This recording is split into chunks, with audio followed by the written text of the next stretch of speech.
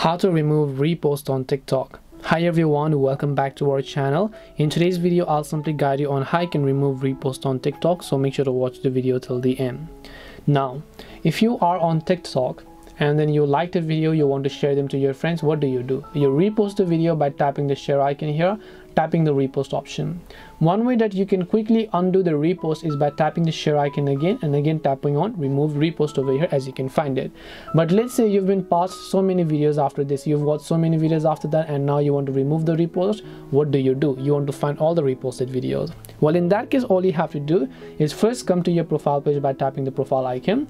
When you're on the profile page, right in between you'll find this little loop icon, which is the infinity arrow loop icon. When you tap on this icon, as you can find it over here, you'll be able to see all the videos you reposted right over here, and that are also visible to our friends.